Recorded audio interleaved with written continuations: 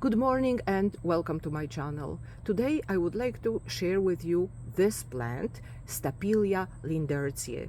It's the first time it's been in bloom. It's the first time it's produced a flower, and I think I missed the moment when the flower was fully opened. It is a stapeliad, and like all stapeliads, the flower should be a five-pointed star. In this case, the petals are merged at the base, and the tips of the petals should be pointing out, and they are not. They are folded back, so I think this is because the flower is closing already and not because the flower is not fully open yet. Well, I was not expecting it to bloom, and it was somewhere standing on a shelf, and the flower was on the other side, on the side of the window, and not on the side of the room. So that's why I only noticed it a moment ago. I got it about 5 years ago. I think it was 5, maybe 6 years ago, as a single stem, rooted, and for a very long time the plant was not doing much. It was in the pot. It was not dying, but it was not growing either. And it's only when I started watering it abundantly that it started growing. Before that, I was just watering it a little bit, just like I'm watering succulents, just a little bit. And when I put it in this bowl and I started filling the bowl with water occasionally, then the plant exploded and started growing really fast.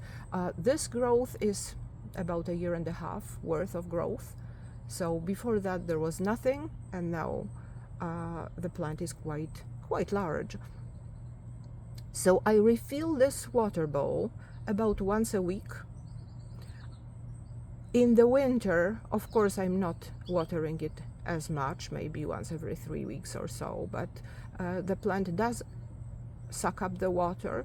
The water disappears quickly, so it means the plant is actively using it, because if the plant is not using water, then the water is standing in the bowl or in the dish and is not being used by the plant. Okay, so the process of evaporating is an active process when it comes to a plant. If the water was left there to evaporate on its own, it would take a much longer time.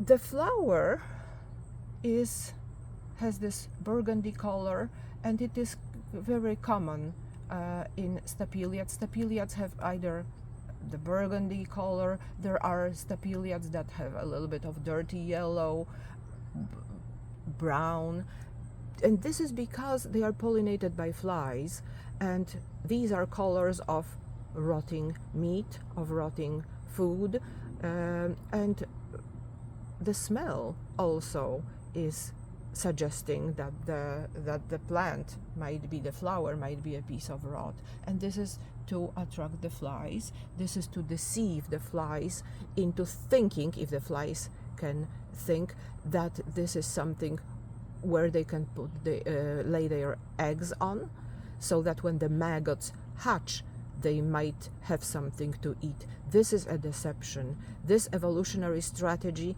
is completely dishonest. If you have flowers that are pollinated by the bees, for example, or by moths, those insects have something in exchange. They have nectar, they have pollen, and here there is nothing. This is just pure deception. So flies are being tricked quite mercilessly, okay, in this case, because they will lay eggs on the flower, pollinate the flower while they are doing it, but the maggots, when they hatch, they will not survive because there is nothing to eat on this flower. All right, so this is it. This is my Stapelia leendertziae. When it blooms again, I will make another video to show you the flower, how it should be. All right, thank you very much for watching my video. Have a great afternoon.